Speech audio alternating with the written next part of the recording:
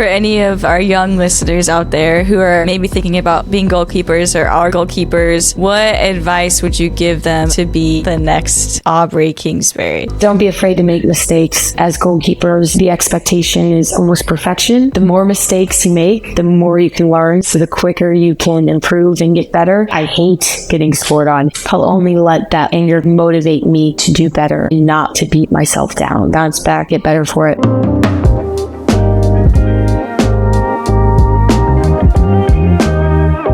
Welcome to the next episode of Ditto. Super excited to welcome my teammate and friend, Aubrey Kingsbury, onto the show. Aubrey, thanks so much for joining us. Yeah, of course, Hatch. I'm so excited for you to kick off this project and honored to be one of your first guests. Yes, we are honored. Before we get into your bio, which we have a lovely bio that I cannot wait to read because I love bragging about my teammates, I'm going to go grab something real quick. So Matt, take care of Aubrey just real quick. Okay, here we go. Is this a setup? I don't know. I maybe we'll see here in just a minute. Aubrey, how's the day gone so far? Great. I did a little yard work, chilling. I'm a little nervous for what she's going to bring back, though. I guess we'll find out here in like T-minus. I bet you. I'm going to put... Do you know what it is? Jersey. Oh, look at that. Purple. How'd you get that? Wow. Fans are going to be jealous. Yeah. It matches red bones. I know. Wow. I don't get to keep this. You have to return it back. Yeah. I know some people at the Spirit. Jordan Small. Oh my gosh. I'm wearing purple as well, just so you can see. We're all wearing purple today. Yeah. Purple is the color for today. It was totally on purpose. Yes. Matt showed up with a purple shirt. Well, for our listeners, I just put on Aubrey's jersey. So Matt just showed up in a purple shirt, and I was like, wow, that's very fitting. I actually thought you were going to come back with your WWE medal for beating me in the grand final. That would have been better. Next episode. That's the first time we officially met, right? Was after the grand final.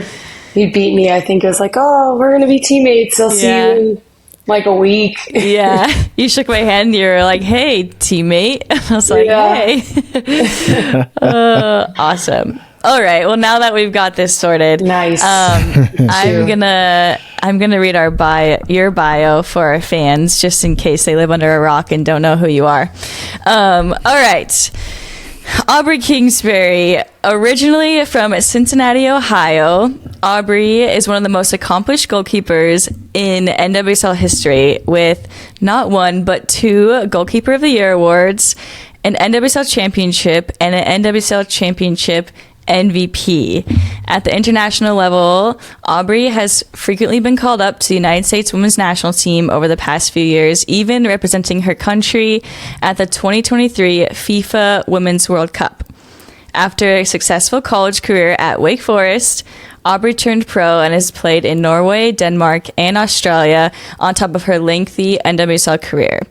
She is currently in her 10th NWSL season and has appeared in over 150 total NWSL competitions and tallied nearly 40 clean sheets. Off the pitch, she's an avid baker, which I can attest to, an amazing baker, and has recently earned her master's degree in business administration and hopes to combine the two in her next career after soccer. Wow. That's pretty impressive. Welcome, Aubrey, to the show. Yes. Nice. Awesome. Thank you for that. Matt and I were talking before the show, and we were kind of talking about how being a goalkeeper is a pretty unique position in soccer, right, Matt? Very much so. So Aubrey, or Obs, sorry, I'm sticking with Obs. I got to get Aubrey. I see Aubrey on the screen, but it's Obs. Okay, before I ask this question, which I think there's a lot to unpack, I have a question before that. You ready? Yeah. Do you watch The Great British Baking Show on Netflix? Oh, yeah. Yes, big fan. Is that not the best show? So wholesome. Yeah. Yeah. Wholesome is such a great word to describe that show. It's my wife and I's like go to bed show, because you want to be in a wholesome, like positive frame of mind when you go to bed, right? Yeah. It's one of many, like, okay, we're getting ready for bed. Let's put on Great British Baking Show for the next half hour. Right. We just love it. Certainly wouldn't rile you up or, get you heated. No, you have to be genuinely an amazing human being to be on that show. And it's so fun to watch, not to mention the bakes. What's been one of your more delicious bakes in recent memory? Well, just last week, my niece turned 2. So my twin sister requested for a 2-year-old a lemon Biscoff cake with lemon curd and lemon buttercream. So oh my gosh. Clearly not the 2-year-old's request. It was your sister. Yeah, my twin sister. So birthdays, I make pretty elaborate cakes. Like, you can't just have like the cake and the icing. There's got to be some sort of like texture or like a crunch layer. And so I would say that one comes to mind. I always make, or me and my family make a cake on Christmas. It's one of our traditions, another wholesome tradition. We make Jesus a birthday cake. And I love it. So, I mean, it's Jesus, right? You got to go big. So, we've done some like s'mores cakes, like a gingerbread latte cake. Like, those are always pretty fun. You don't put loaves of fish on the cake or anything? I haven't tried that yet, but maybe. I'm not sure that would be very good. Yeah. Maybe you could just decorate it with Swedish fish. Oh, there you go. idea. That could be good. Yeah. It's one of many things I think we have in common. I'm also a twin. I have an identical twin brother. Is your sister identical or fraternal? We think identical, but we're not sure. Oh, okay, cool.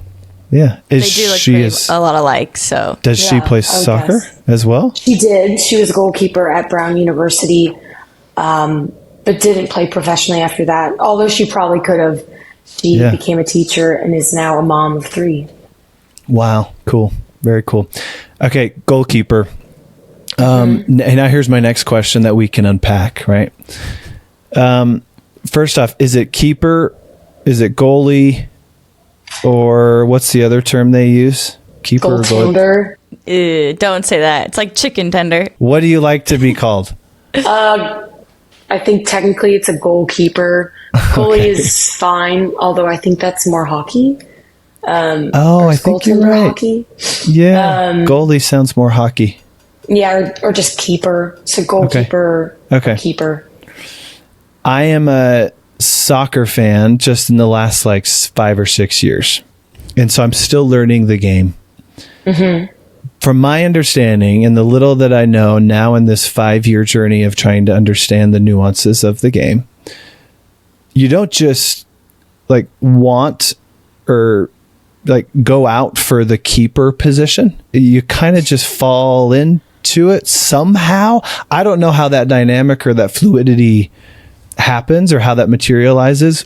How did that happen for you? Why aren't you scoring goals as a forward, or why aren't you defending midfield, or what happened? Like why keeper for you? The true story is probably because I wasn't good enough. So I don't believe that. I got moved to the back. Although I think that's changing. So the demands of a goalkeeper are different. Now you're more involved. You use your feet. Before it was like the unathletic one who would just pick the daisies and, wouldn't have to do much. Right. And, so I was kind of like everyone when I was younger would just take a turn. But me and my sister as well were just good overall athletes. I really, really liked basketball as well. So naturally I was pretty good with my hands. And so I kind of got stuck there, and around maybe 13, 14, that age where you start to like sub less, I think I realized, hey, if I want to keep playing and possibly go play in college or just keep progressing, goalkeeper was my best shot. So I stayed there, but I wouldn't really say that I loved it. until like later college years and as a pro, when it was really like my choice to continue to play and not like just a means to get into a good school and to get a scholarship and to see the world, things like that. But I was actively like choosing to invest in my career and just getting to know the position and the game even better. Yeah. Yeah, no, I love it. It for me is a fascinating position for so many reasons. One overarching reason, at least in my mind, is the preparation that goes into being a goalkeeper. Every position on the field, I'm assuming, has a lot of preparation that goes into it, but it just seems different as a goalkeeper. Yeah, it's our own sport, right?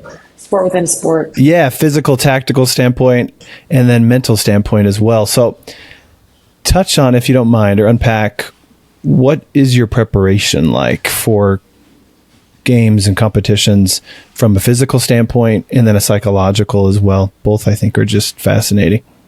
Yeah, certainly a lot to cover there. Yeah. Throughout the training week, my coach will tailor our training sessions to be what we'll see in the matches and the opponent's attacking tendencies and their strengths. So, for example, say they serve a lot of deeper crosses, like we'll see that. And then if they have a good header, we'll see that as well. We have like soccer rebounders that you kind of like, bang off this board, because we certainly can't head. So we'll try to replicate what we're going to face leading up to the match. We'll watch video analysis of the opponents. So kind of the overall themes and tendencies, but also then the individual players. Are left-footed, right-footed? Do they shoot from the angles, from distance? Just certain things like that. So it's all tailored to each opponent, each individual. So I'll watch that 2 days before the game, and then I'll kind of review either the night before or the day of, and kind of refresh, just because for me, I like to feel like I'm going into a match and there are no surprises. Like everything that they're going to throw at us, I've kind of seen before or am anticipating to a certain extent. Like I'm certainly not like guessing, or I don't want to be kind of overreacting based on, what I think they may or may not do. But it's more, I know what their strengths are. I know that I have the skills and abilities to kind of stop those, and can just have confidence knowing I've kind of already seen whatever they're going to throw my way.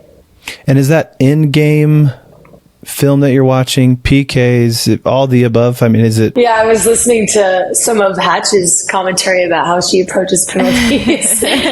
Taking notes. It's so interesting. She's probably, I would guess you're one of the more thorough, and I'm probably one of the more thorough, I would think, on the goalkeeper end, but also credit to our analyst team. They will dig through and find every penalty someone has taken. Okay.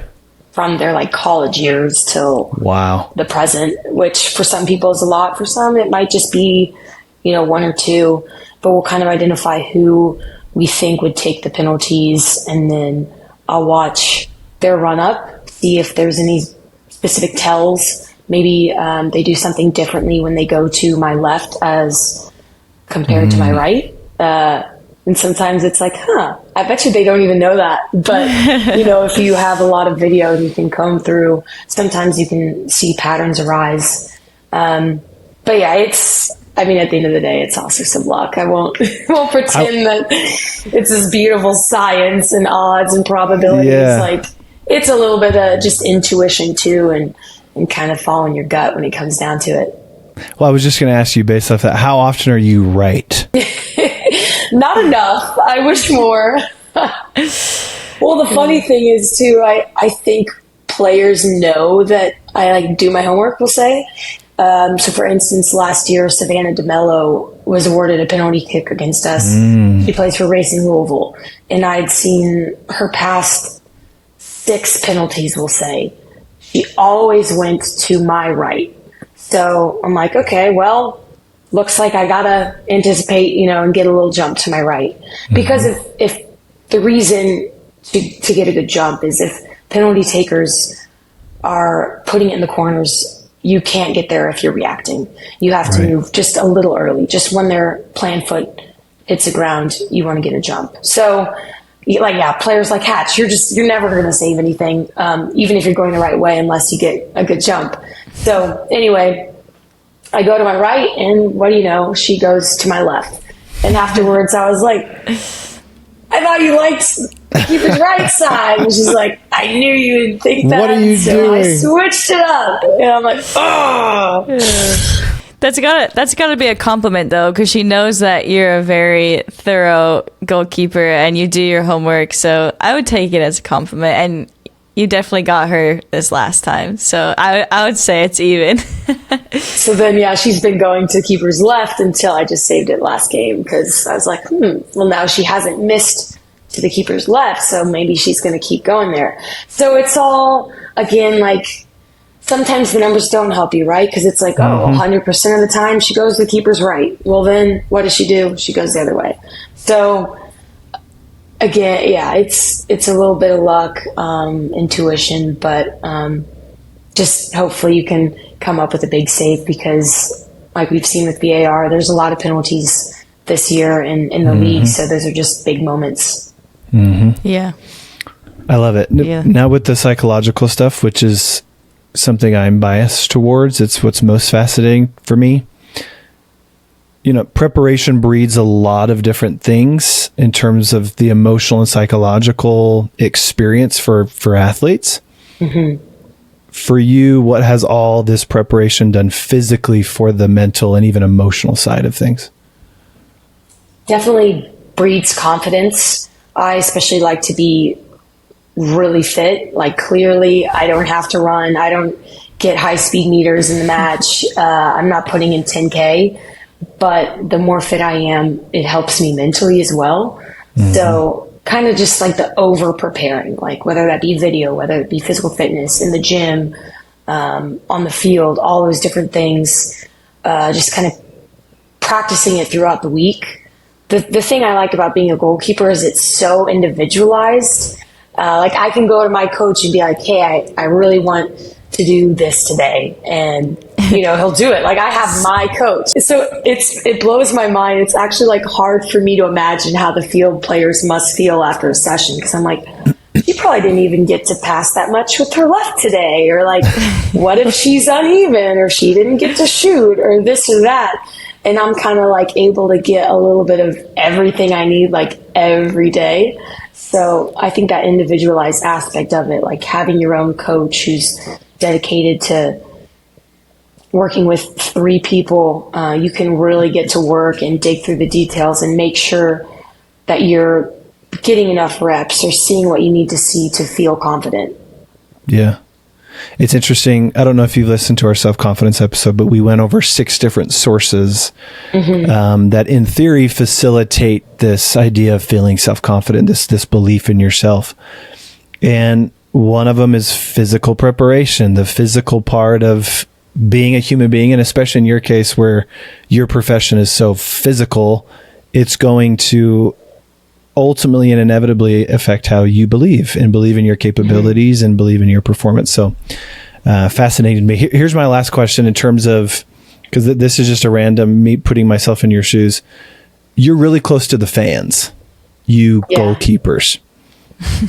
Give me an experience or two where they've kind of been heckling and really gotten after you in terms of you hearing things or seeing things from the fans as a goalkeeper and trying to hopefully stay focused. I'll say it was worse in college than the pros. Yeah. Playing UNC or somebody, or you just NC State. Usually it was like the men's baseball team or men's hockey, football, whatever it was, like right there. Like you could get close at some of those college stadiums, and their insults were pretty funny. I've got a lot of personal ones, more about like, oh, your sister's better than you, or I know for sure I've like heard my address in the crowd in a college match. But honestly, I don't know if it goes back to just like keeper and being wired differently, and I really like enjoy it. I don't know, like it kind of just helps me lock in even more. And I'll even kind of chuckle or laugh or even wave. Like, that's clever. Like, thanks. Yeah, it's a little entertaining. Sometimes it like throws you off if you're about to kick and then like, you know, they'll all like shout at the same time, like shank or I don't know, something like that. But yeah, if you like know it's coming, then it's like, okay, just, you know, focus on the ball and you can kind of drown them out. So, I wouldn't say that there's any professional stadium where things have gotten out of hand, but just in general, the louder it is, the more difficult it is for me to do my job, to communicate with my defenders and just to help organize the defense.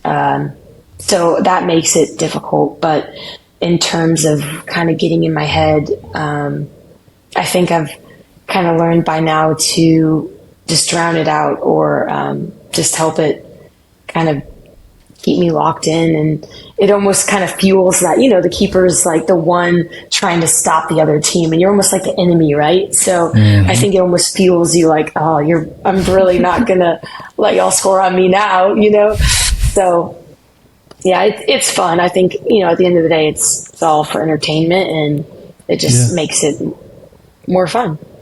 Is Seattle the toughest place to play in the NWSL? This question's for both of you. It seems like a rambunctious crowd, or where's the toughest place to play in the NWSL? Portland and Angel City are probably the top. Angel City has usually got a really good crowd, and the 2 times we've been there, it's been pretty rowdy, but Portland's probably consistent. Is there any others, Obs, that you can... those were the 2 I would say. The Spirit have never won at Portland, so... Really? There's that. And then, Angel City's always very loud. Seattle's difficult because it's turf, as is Portland. So personally, not my favorite place to play, but it's a football stadium. It's the Seahawks stadium, so the fans are a bit further off of the pitch. So you don't feel like, you know, they're on top of you and creating that intense atmosphere that gives the home team some momentum, where you see like most of the modern soccer stadiums. Like, I'm really excited to go play in Kansas City. I think that will probably be a difficult field to play in. I think our home field is probably hard for opponents to come to because, like you said, it's a soccer specific stadium, so the fans are really close to the field, and especially when we have the thing almost full, the fans get super loud. I know last game it was a lot of fun, but it was also really hard to hear each other and direct each other. But it is helpful when they're all on your side, not going against you. Totally. Well, thanks for sharing all those things about your preparation. I have another question about more of the mental side of your preparation, because I've had the honor of being your roommate several times. And I know that there's this game that you like to play before trainings and before games. You put this like thing over your eyes. Looks like a virtual reality set. Can you explain to us like what it is exactly and how it maybe helps your mental preparation before trainings and before games, and maybe what the difference is before training and before games? I got connected with this company called Neurotrainer back in 2020. When sports took a hiatus, they were doing this competition to raise money for charity. So they sent me an Oculus VR headset, and it was loaded up with their software, Neurotrainer, and it has different like training programs and then also like competitions, and it's for professional athletes primarily to help kind of vision training, impulse control, just kind of hand-eye coordination. So I'll put it on. I look like a total loser. I will try to find a private space or my hotel room. But the one that I play in particular, like my hands are kind of like I use them to like block or catch a ball. So there's these kind of balls that come at me and I need to catch them, or they're bombs and I need to like dodge them. Ooh. So for me, it's good. Again, the hand-eye coordination, left, right hand, like trying to get that perfect block. And then also just like dodging the bombs and being able to like decipher quickly, like yes or no between ball, bomb, things like that. So it kind of just helps me lock in. I used to do it more before I would train, and felt like it was almost the same as like taking caffeine, like, because when you're in one of those VR headsets, like it feels real, like your whole kind of like your head, your hands, they vibrate and you like feel like, I've been shot. And you just kind of practice, I think the emotional control for me too, to like go from being frustrated, like, oh, I just missed that bomb or ball, whatever, to then quickly like refocus because the next one's coming. So it's kind of a lot of mental reps that I would get in a game and training. It could be a long time from one shot to the next or just any sort of involvement. So the quicker I can practice like refocusing, resetting, and staying present, the better. So for me, just the 10 minutes or so I do before training or before a game kind of wakes me up, gets my kind of mind going, but then also, again, practices that emotional control.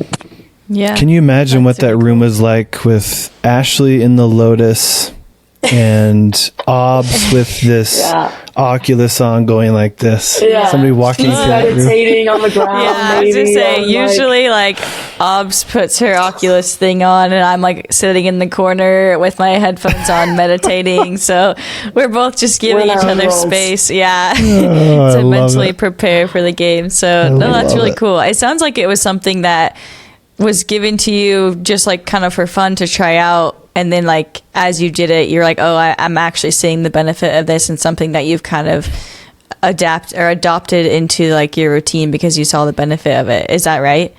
Definitely. Yeah. It was a charity competition and I've seen it really affect my trainings, my games. And then within it, you kind of compete and you get scores and it adapts because, it's not just the same kind of program, but it gets harder, it gets faster as you go. So, I'm always trying to beat myself or beat other people. There's like a little leaderboard and I'm like, I don't know you, but I want to beat you. I don't know you, but I'm going to kill you. Yeah. You have no idea. I'm coming for you.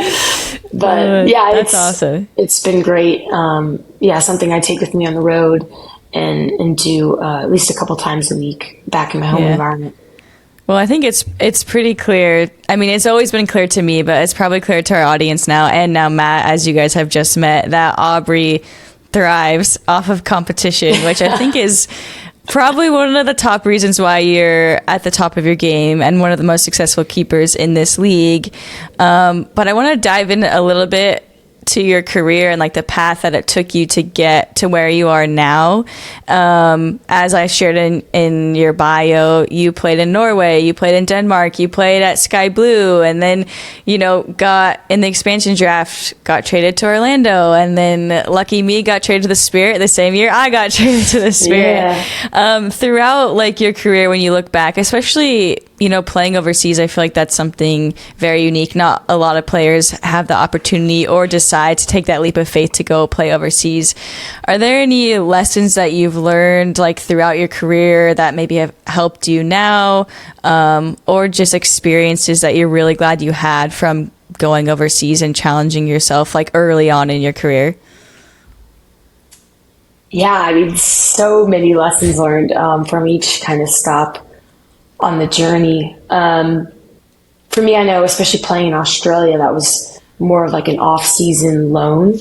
And that was fun. I'm sure you can attest to it. Just the Australian culture, way of life was a little more relaxed. And their league wasn't as strenuous, I'd say, as the NWSL. So that kind of taught me to enjoy it a little bit. I would go and kind of try new things.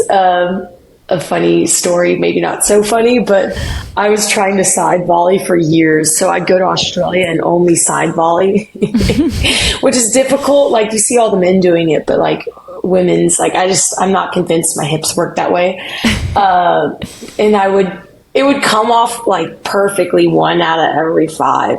And at one point my coach was like, I thought you had a good drop kick. And I was like, oh no. I'm outed. because not that I was treating it as like a developmental league, but Yeah. it was great for me to feel a little less pressure away Totally. from the American media and Interesting. just kind of everyone who knew, more about me, and just the freedom I think I felt to try new things and not be afraid of making mistakes. So that was really nice, and I think I kind of took a little bit of that confidence back with me every NWSL season as I'd come back and be like, I know how to enjoy the game. Like, Yeah.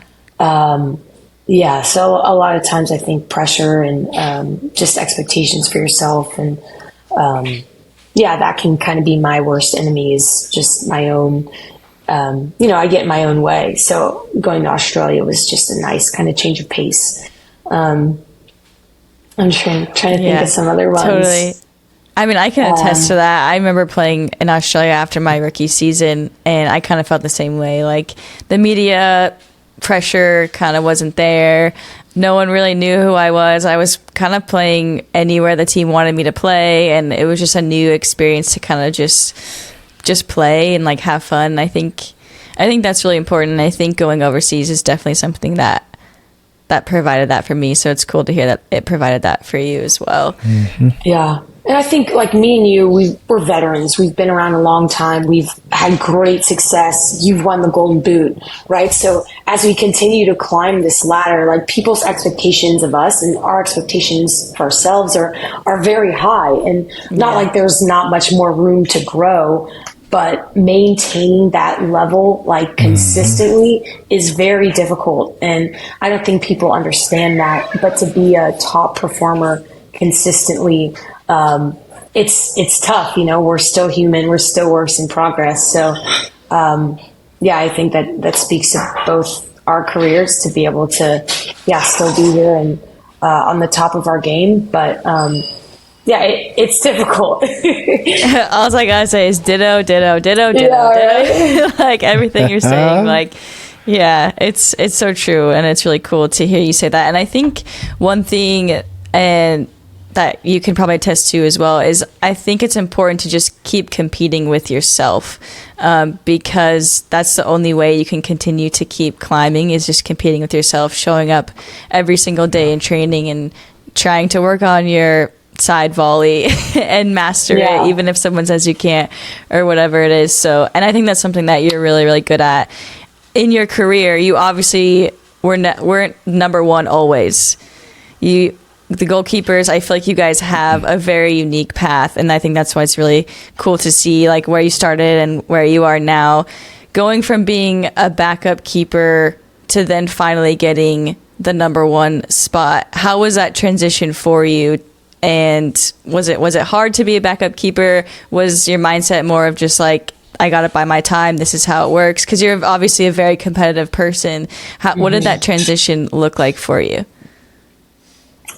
I'd say I felt like there probably wasn't going to be that big of a jump from college to pros. But then when I got to the pros, I was like, oh, yeah, this isn't college anymore. So I kind of realized I still had a lot to learn and a lot of room to grow. So there wasn't really, although I would have loved to have started right away, I didn't have that expectation. And for me, I kind of viewed it as the longer I stay as the backup, the more prepared I am, the more ready I'll be when my opportunity comes. Although on the flip side, I will say that as a goalkeeper, since it's not like you're getting like 10 minutes at the end of the game, you can go years without ever touching the field. It's also difficult to stay mentally sharp and ready, because then those doubts start to creep in. It's like, oh, I actually haven't played a game in 2 years. Am I ready? It's important to give young goalkeepers minutes, whether that be in scrimmages or just meaningful minutes just for development. But going overseas and getting all those games definitely made me more confident than coming back to the NWSL. I was behind Ashton Harris in Orlando for 2 years, and she was one of the best goalkeepers in the country, in the world at the time.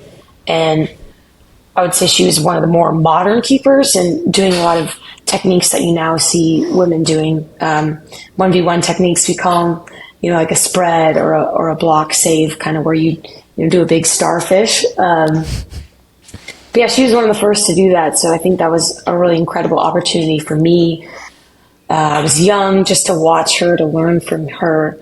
And then she just happened to tear her quad taking a routine goal kick, and that was my opportunity. So yeah, you never know when it'll come. It could be an injury, it could be a red card, it could be anything, but it's just so important to stay ready and to believe that I can do the same things that the starter's doing. Like, I have confidence from training, like just to continue to visualize yourself in that role. I kind of learned that was important, and so I try to teach that to the younger ones now, that there's not this big divide between like me and them, but like, getting the confidence from training and staying ready, because you never know when your day will come.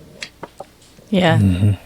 Yeah, that's a really good mindset, and you're really good at it. So thanks for being such a great example to all of us, and leading the way for our team, but also for our keepers below you. I think it's such a unique position, and we don't talk about it a lot or enough.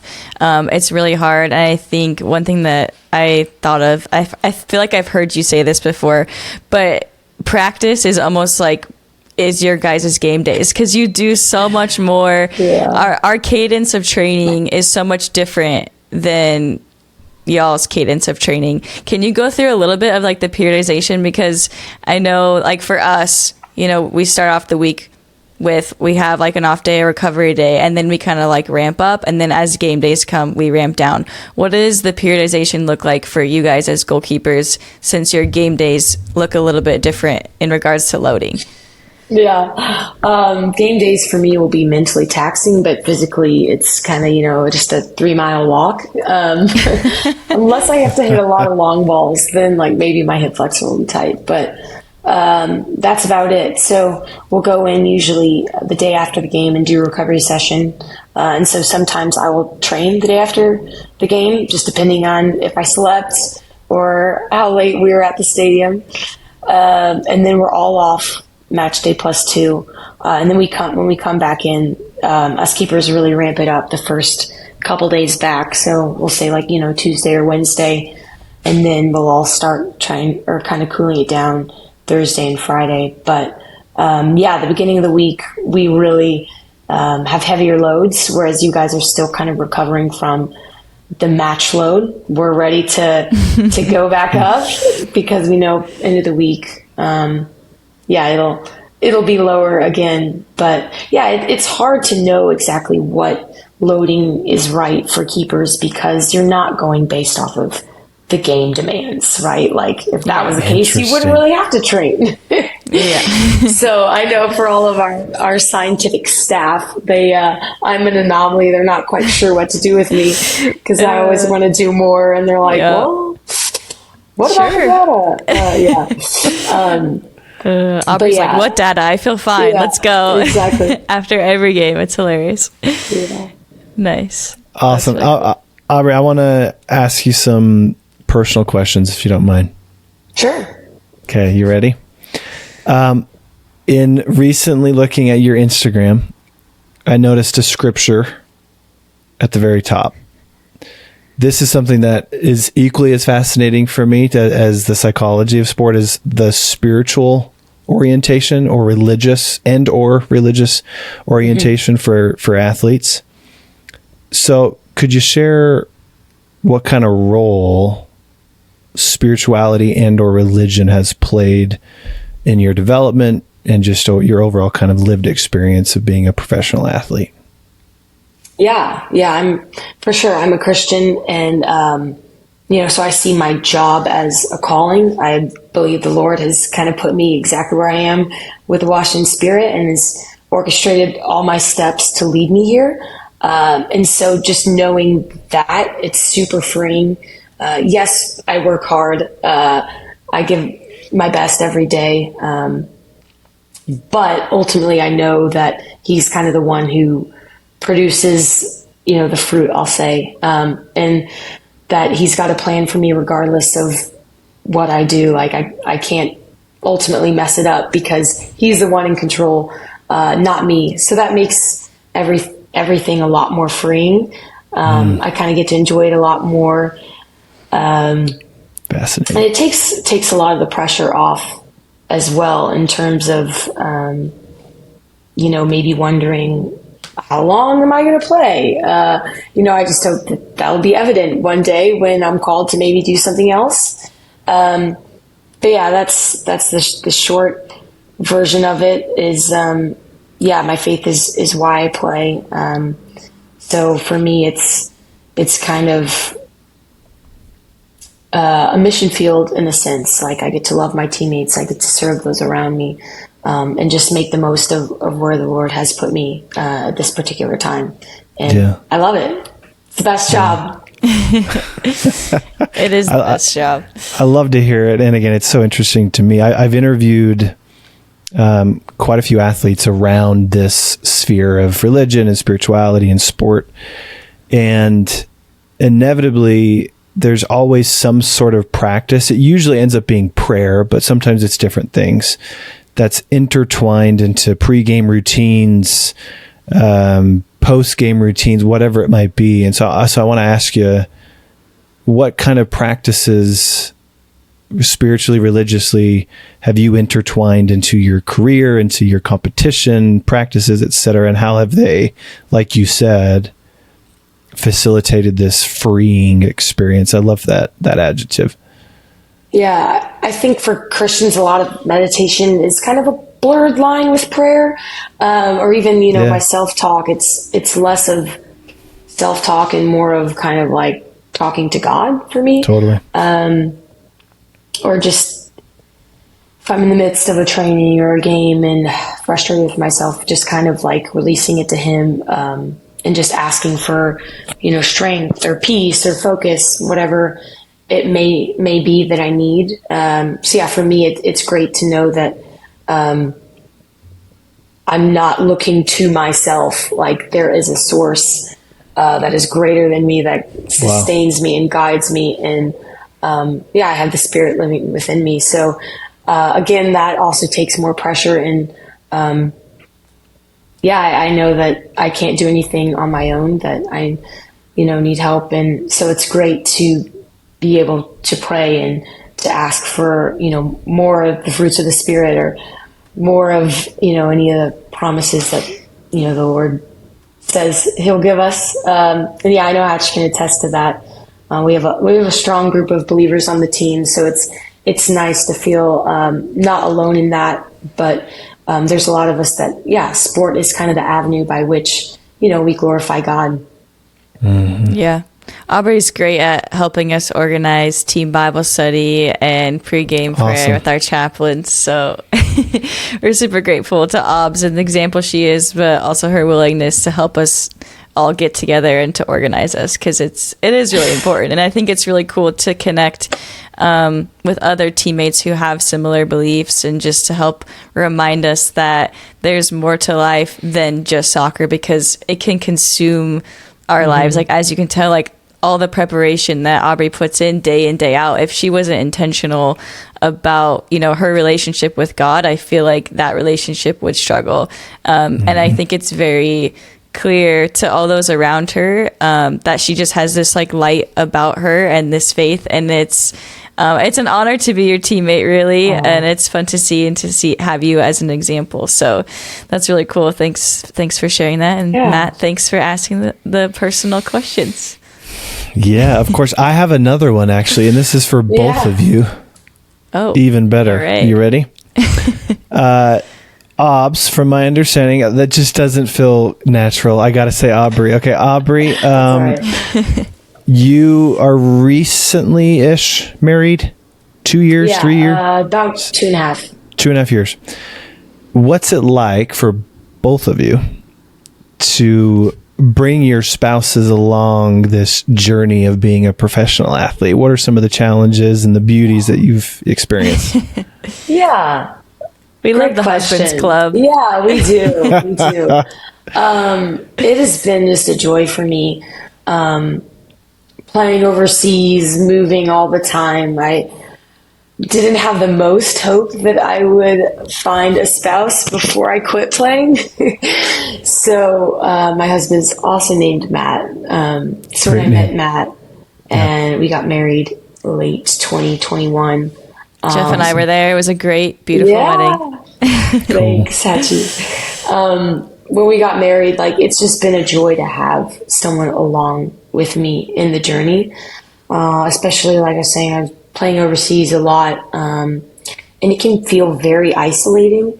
I think a lot of people have misconceptions about what it means to be a professional soccer player. It is, well, especially past years, NWSL, it was not glamorous at all. No, Especially, that's a whole nother episode. Yeah, we're not going to get there. But I'll just say, me and Hatch have had our fair share of hardships, Yes. and have been better for it and become really flexible and adaptable people. And I'd say we're on the other side of that, and it's been fun. Didn't necessarily think we would get to be here on this side of it, but it's just great. Matt is proud of me no matter what. I'm definitely my biggest critic. So, Matt, the rest of my family, just to get like a hug from them after the game. It's funny. My brother is also my younger brother was a goalkeeper and is a goalkeeper coach. So I'll text him and like get his actual like technical analysis.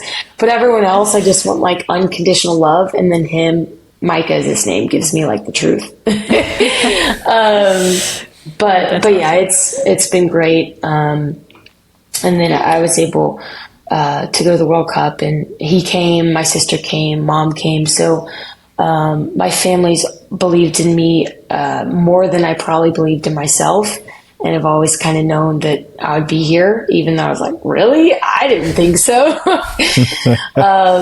So it's kind of our whole journey as a family. So it's great just seeing how proud they are of me and how much they love the Spirit. They're big Hatch fans, as they should be. I'm so honored. But yeah, it's a whole family affair. They watch all the games, and travel a ton. And it's just fun that it can bring us so much joy as a family. Mm-hmm. Yeah, the Bledsoe family is the best. They're awesome. Yeah. So fun. But nobody supports Hatch like Jeff does. No, he was just one of the first ones since we got married 5 years ago, which seems crazy. But yeah, I would just say ditto to everything that Aubrey just said. Like, having a support system that's going to unconditionally love you no matter what happens on the pitch is just super important, especially when your career is maybe not going the way you want it to, or you just have those highs and lows. Like, you're going to get that hug, you're going to get that I love you after, no matter what.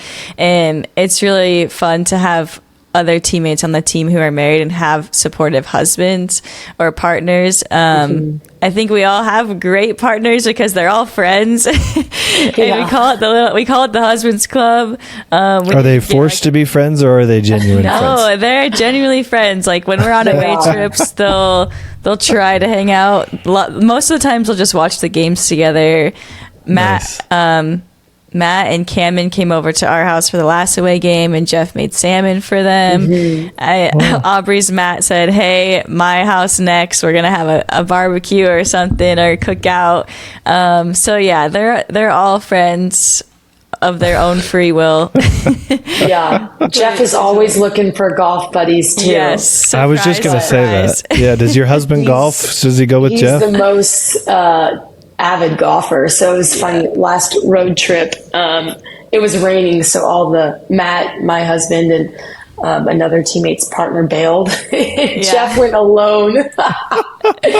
Yes, Jeff's very, very committed to golf, and everyone knows it, which is fun. But anyway, yeah, we're super grateful for Aubrey's Awesome. Matt. Also you, Matt. Thank you very much. I appreciate it. Yeah. Must be the name. Yeah. But Obs, we're just super grateful that you took the time to chat with us today. I always knew you're great, but even just like hearing your story and hearing a little bit more about the details of your life is really fun to hear. As we close up, I have one last question. Matt, did you have anything else that you wanted to add before I ask my one last question? No, there's so much good info in here. You go ahead. I think I'm good. Thank you, though. All right. My one last question for you, Obs, is just for any of our young listeners out there who are maybe thinking about being goalkeepers or are goalkeepers, what advice would you give them as they're starting out their careers to be the next Aubrey Kingsbury? Don't be afraid to make mistakes. I think that's hugely important as goalkeepers, where the expectation is almost perfection. The more mistakes you make, the more you can learn. So the quicker you can improve and get better. So I always tell people, like, you can see the goal. That's one less way that opponents can score on you in the future. So yeah, I hate getting scored on. Hate. It never gets easy. Gets easier, I mean. But I'll only let that anger kind of motivate me to do better, and not to beat myself down. So yeah, the quicker you can learn, the better. So don't be afraid of making mistakes, and bounce back and get better for it. Amazing Awesome. advice. Wonderful advice. Well, thank you so much again. We really appreciate it, and I'll see you tomorrow. Yeah. Thank you. This was fun. Thanks for having me. Aubrey, thank you so much. You're such a great person. Thanks for coming on. I really appreciate it. You. Thanks everyone for listening. Thank you. We really appreciate all of you listening. We're super happy with all the feedback that we've got, whether it's good, bad, all of it. We love it. If it's bad, don't do it. Don't leave a review if it's bad. No, we can handle it. We want to get better. Yes, we do. So keep giving us the feedback, or if there's certain guests that you would love to hear on, let us know. We'll do our best to get them on. Keep giving us ratings and reviews. That really helps us. So we appreciate you all. This wouldn't be possible without you. So thanks again. Ditto. Ditto.